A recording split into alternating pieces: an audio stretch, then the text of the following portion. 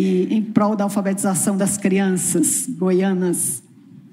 Muito obrigado, Isolda. Muito obrigado por tudo que vocês fizeram pela educação no país. Eu acho que o que você, Isolda, e o Veveu nos ensinaram hoje está repercutindo muito e, sem dúvida alguma, foi a maior revolução que já se viu na educação desse país. Eu acho que tudo iniciado pelo Ceará. Eu acho que nós temos que reverenciar, sim, nós temos que buscar onde as coisas estão acontecendo da melhor maneira, a educação está sendo praticada da melhor maneira. E vocês sabem, isso é fundamental para que a gente possa evoluir. Isso é muito dito, mas nós estamos ainda num período ainda distante de chegar a esse ponto sonhado por todos nós. Eu quero cumprimentar meu colega, governador de estado da Paraíba, João Azevedo, também pela liderança que tem e, ao mesmo tempo, pela experiência que tem. Saudar aqui a todos os nossos representantes aqui dos colegas governadores do Ceará, Eliana, que muito bem expôs aqui a experiência que tem, sem dúvida alguma, know-how ímpar em relação a esse tema. Do Paraná, o Rony Miranda, muito obrigado aí pela palavra, parabéns. Tocantins, o Fábio, e também do Maranhão, o Anderson Santana. Saudar aqui em nome de todos os prefeitos, o ex-senador, ex-governador e atual prefeito da cidade de João Pessoa, Cícero Lucena, e saudar aqui também a toda a nossa Câmara dos Deputados, saudando aqui a minha colega, que por tanto muitos anos estive lá, por 20 anos, naquela Câmara. Parabéns à nossa professora Gorete, que é deputada federal aqui pelo estado do Amapá e pela dedicação que tem. E fazer um cumprimento especial também à minha querida secretária de Educação, Fátima Gavioli, que tem sido uma guerreira, essa pessoa determinada e que muito do meu estado eu devo a esta força, fibra, coragem de enfrentar todas as adversidades. Sem dúvida alguma, cumprimentar aqui os senhores prefeitos, professores, professoras, vereadores, lideranças políticas de todo o setor. Bem, meu colega João Azevedo é engenheiro, professor. Eu sou médico, professor. Então, eu gosto muito do diagnóstico. Sou extremamente exigente com diagnóstico. E veja, eu tive uma vida como 5 mandatos de deputado e 1 mandato de senador da República. Aí cheguei a primeira vez na minha vida ao executivo. E sempre essa tese da educação.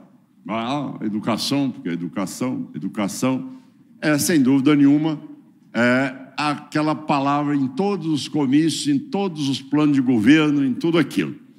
E aí, chegando ao governo, eu fui convidado pelo Instituto Lema a poder estar em Oxford fazendo ali um período, quando encontrei o nosso ministro Camilo, governador do estado, naquela época, no seu 2º mandato, e eu tive a oportunidade, ao lado dele, o Veveu, e conversamos ali durante uma semana toda, e eu disse, meu Deus, como é que eu vou dar conta de fazer isso no meu estado de Goiás? Como é que eu vou dar conta de iniciar algo que não seja politiqueiro, transitório ou só discursivo? Como é que isso pode ser transformado numa realidade? E eu, sem dúvida alguma, comecei a entrevistar as pessoas. E cheguei para entrevistar a Fátima. É lógico, imagina bem eu, governador de Goiás, do meu primeiro mandato, trazendo uma secretária de Rondônia. Imagina bem aquele alvoroço na classe política em querer dizer, olha, por que essa mulher vai ser secretária aqui em Goiás? Então, Isolda, é algo que eu quero puxar para nós muito, a responsabilidade de nós governadores, a responsabilidade de muitas falhas que existem na educação.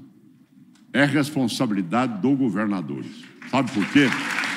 Porque, para mim, secretária ou secretário de Educação, ele tem que dar resposta àquilo que é o projeto que o governador se propôs a fazer com a população. Ela tem que se dirigir diretamente a mim, ao resultado final. Se uma secretária de Estado fica dependendo do humor de lideranças políticas dos locais, ela não tem estabilidade nem emocional e nem funcional. A diretora, ela não tem condições de dizer, eu vou ser diretora até que dia? Eu vou ser diretora como? Eu vou ser professora de que maneira? Então, quando a Fátima assumiu a secretaria, eu deixei bem claro, olha, muito bem, os senhores podem todos aqui fazer a indicação que vocês desejarem, vai lá, leva para a Fátima, ela vai fazer a prova, se a pessoa for aprovada, muito bem, se não for aprovada, paciência, não vai assumir o cargo. Então, de repente, parou, José Azevedo, aquela pressão em cima de mim, troca diretora, troca coordenadora, troca... Não, essas coisas não tem. Vocês não vão falar com o governador. Quem manda, o governador não manda nada nessa área. Quem manda é a secretária de Educação, que manda em 100% da educação no nosso estado de Goiás. E assim foi feito. Sabe por quê? Porque eu não vou poupá-la, de maneira nenhuma. Ela tem que apresentar para mim o resultado final. É bonzinho? Não sou bonzinho com ela. Ela tem que depois me dar o resultado da SAEB, saber como é que está a nossa avaliação, como é que estão os nossos resultados e como é que está avançando a educação no estado de Goiás. Mas eu só posso cobrar da minha secretária se eu, como governador de estado, der a ela total autonomia para ela poder dizer o que é que tem que ser feito em cada município, em cada região e com a sua avaliação. Este é o ponto. Hoje, para você ter uma ideia, Isolda, nós temos aí um editorial do Estadão, até muito coincidente, dizendo do abecedário dos erros na educação. Hoje é um editorial do Estadão, falando sobre os erros na educação. E tem certos pontos que nós temos que concordar. O Brasil, por exemplo, dentro dos países da OCDE, nós gastamos 5% do PIB em educação. A média na OCDE é de 4,1% do PIB. Então, não é que falta dinheiro para a educação. Vamos ser realistas, não é verdade? E quando vamos fazer as provas de proficiência, o Brasil está em 73º, 75º entre os países da OCDE, em português e matemática. Então, o que nós temos que deixar claro é que os resultados não são compatíveis com aquilo que se é investido e que nós precisamos de dar aos nossos alunos. Este é o desafio maior que nós temos que entender. Meu colega deputado, o governador João Azevedo colocou, nós temos que lutar para uma meta no IDEB, que é aqui o Ministério da Educação, neste momento, diante do colapso que ocorreu na educação, no ensino fundamental e do ensino médio no país, atingir aí hoje, primeiro lugar, 4,75, se não me engano, é o primeiro lugar no IDEB. Meus professores, minhas professoras, quem é que aqui na idade... Tá certo que eu já sou de uma geração bem mais avançada que vocês, mas imagina bem, eu, na minha época, chegar com um boletim para meu pai e minha mãe com 4,75 de média, se não fosse 7,5 mínimo, não tinha fim de semana e não tinha férias, não existia. Vamos ser realistas, gente. Nós temos que fazer uma educação que a criança seja competitiva. Nós estamos disputando com o mundo. O analfabetismo funcional, como o analfabetismo digital, amanhã, vão excluir nossas crianças. Nós temos que cada vez mais aumentar a possibilidade de nós qualificarmos os nossos alunos. É fundamental. Olha, eu fui em primeiro lugar no IDEB, 4,87. Tudo bem, mas me desculpa. Esse aí é um negócio que a gente vai, tudo bem, tá bom, mas não tá bom. Nós temos que ter, eu acho que nós temos que ter a coragem de entender que são nossas crianças, nós estamos preparando todas elas. Veja bem esse nível de competitividade com outros países, aonde nós estamos cada vez mais avançando, tá certo? Numa disputa que torna-se desigual. Eu estava ali no café, conversando com os prefeitos aqui de vários municípios, tá certo? E eles mesmo comentando ali comigo. Governador, você vê, há tantos anos atrás, o Brasil era muito mais evoluído que a Coreia do Sul, muito mais evoluído que Singapura, muito mais evoluído, tá certo, do que o Vietnã. De repente, nós estamos vendo o Brasil perdendo espaços na educação. E, gente, eu, como médico, deixei claro para o meu estado de Goiás, só se quebra o ciclo da pobreza se nós rompermos essa condição, dando educação às nossas crianças e nossos jovens. Não tem outra maneira. Não existe outra ferramenta capaz de romper o ciclo da pobreza que não seja educação de qualidade. E nós temos que entender que a educação profissional, ela passou a ter um efeito importantíssimo para nós, porque hoje a maioria da absorção de mão de obra com carteira assinada e salários diferenciados está hoje muita parte também nos serviços profissionais que são ofertados à comunidade. Então, é algo que deve ser pensado por nós. A necessidade do curso superior, mas é a vocação dele ou é só a vontade do pai em ter o filho na universidade e não num curso técnico profissionalizante? As ofertas hoje, elas precisam ser bem mensuradas. Para vocês terem uma ideia, tá certo? Os alunos do terceiro ano na faculdade da área de inovação, tecnologia e da inteligência artificial da Universidade Federal de Goiás, todos no terceiro ano já estão empregados com salários altíssimos. Mas vamos voltar ao tema do debate hoje, como colocou a professora Isolda e o nosso professor João Azevedo, como gosta de ser chamado. Veja bem, o que adianta uma criança que já chega desnutrida numa sala de aula? Então, nós em Goiás também fizemos isso. Mães de Goiás, todas as mães do cadastro único, tá certo? Elas recebem R$250 por mês para poder auxiliar a alimentação do filho. Segundo lugar, carteira vacinal, não abro mão. Criticam, falam isso, falam aquilo, falam o que quiser. É ordem do governador e assuma a responsabilidade. Tem que ter carteira vacinal. O que adianta uma criança sequelada chegar ao ensino fundamental? Ela nunca vai ter o performance das demais. Sequeladas, como colocou aqui o professor Isoldo, por uma questão que ela não vai ter a capacidade, não vai ter o desenvolvimento motor, cognitivo, emocional das outras que são bem alimentadas. Isso é algo que cientificamente está comprovado. Segundo ponto, é fundamental essa participação com os prefeitos. Mas aí, a história também do Ceará foi uma história mais dura, né? No momento em que vocês tomaram a decisão, o Ceará disse o seguinte: olha, prefeito que não estiver cumprindo a função aqui, essa parte do ICMS lá não vai, não. Então vamos ser realistas. Para se decidir as coisas, as pessoas têm que enfrentar uma luta. E nós enfrentamos uma emenda à Constituição do Estado de Goiás para poder mudar isso, não é verdade? Então, eu quero deixar claro aqui muito que a professora Gorete tem toda a razão. Os estados que estão trabalhando com eficiência têm que ser diferenciados também junto ao MEC, para a gente poder também respaldar melhor os nossos professores, professoras e os nossos alunos. Não pode tratar todo mundo igual, porque, sem dúvida alguma, nós estamos nos dedicando com força de governo para que essa realidade seja um diferente para todas as outras. Onde estão os nossos outros 11 colegas? Precisamos de pedir a eles que venham para dentro deste compromisso para nós podermos avançar e podermos chegar realmente a uma alfabetização no tempo certo, no segundo ano do ensino fundamental, com leitura. E digo mais, as pessoas falam, olha, aquela criança foi vítima de bullying.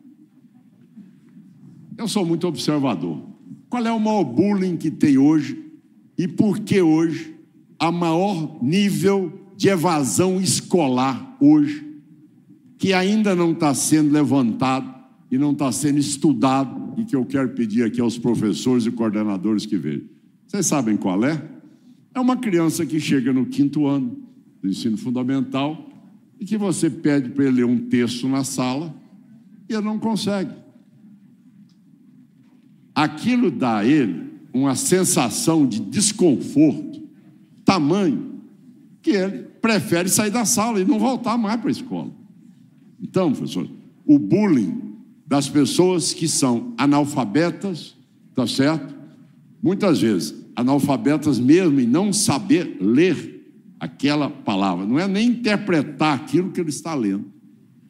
É um dos fatores que mais promove a exclusão e a evasão escolar no nosso estado de Goiás. E isso eu acredito que não é diferente nas demais. Nós, ao não exigirmos que a criança tenha condições de ir ao próximo ano, tendo as condições mínimas, nós estamos criando uma situação, do ponto de vista psicológico, para essas crianças que elas não terão a mesma performance que as demais, e elas cada vez vão se distanciando mais da sala de aula e do professor. São observações que faço.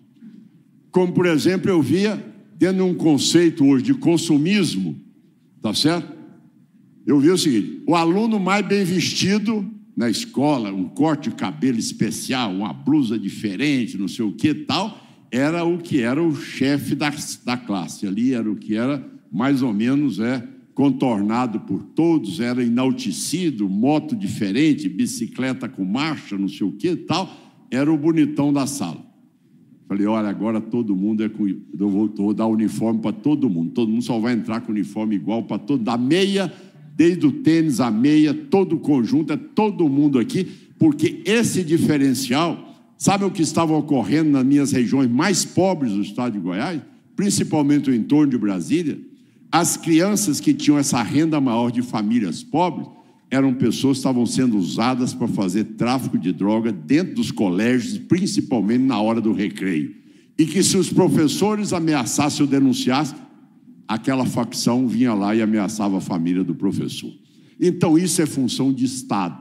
Nós temos que fazer o seguinte, olha, o que nós temos que dar é igualdade de oportunidade. A igualdade de oportunidade não pode ser distorcida amanhã pelo poder aquisitivo, entre aspas, que não sei como, que algumas pessoas estão dentro de uma escola, dando a entender que só se vence na vida por aquela prática que ele está fazendo e não nos estudos. Então, acho que isso é algo que precisa ser colocado no Brasil como parâmetro de dizer, olha, a pessoa não vai se impor aqui pela condição financeira dela.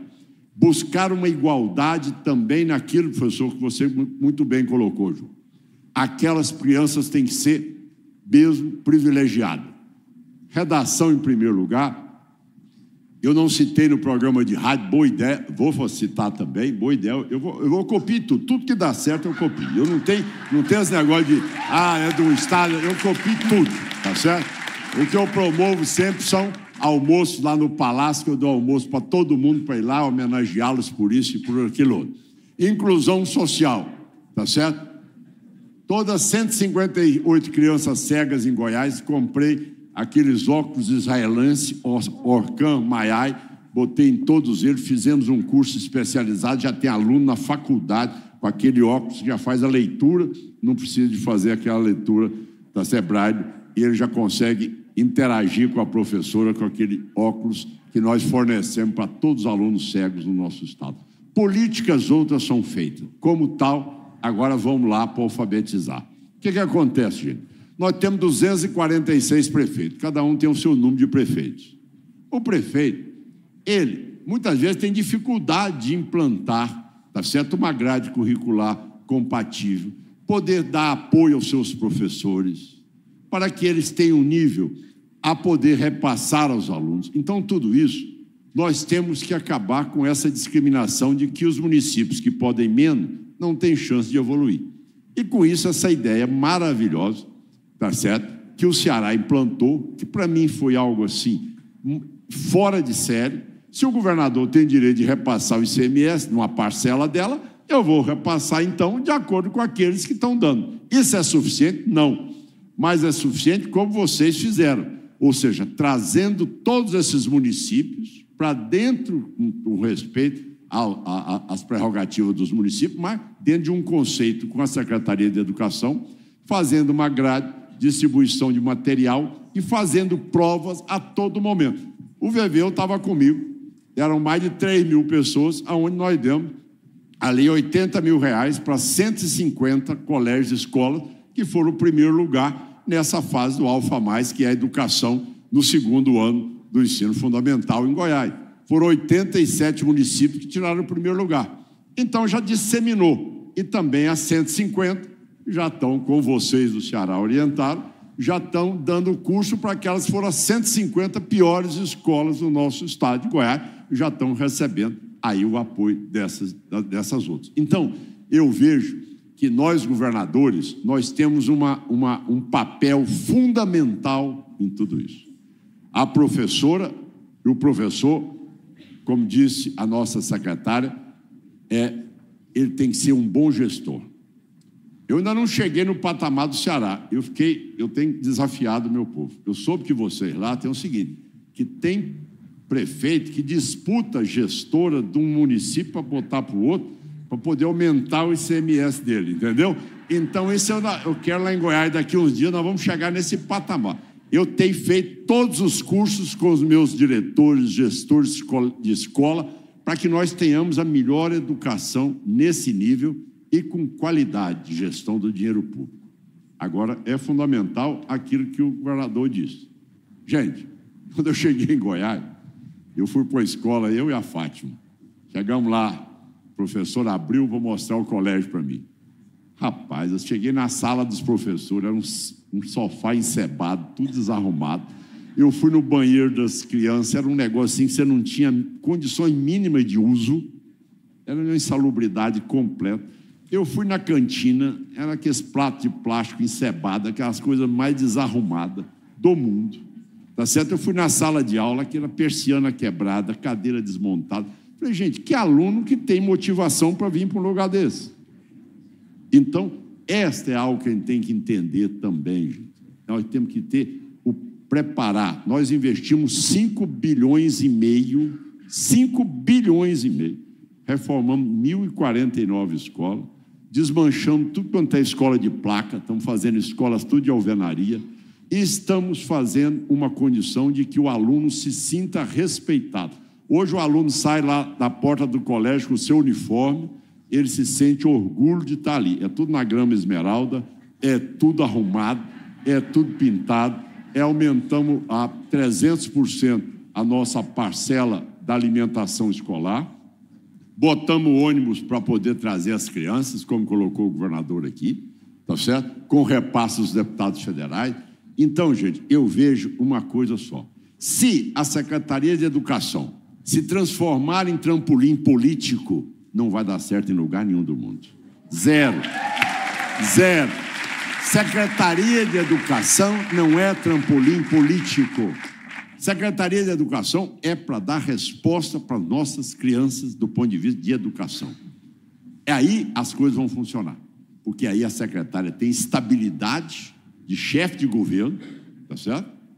E o meu tio-avô, quando foi governador de Goiás, não chamava Secretaria de Educação.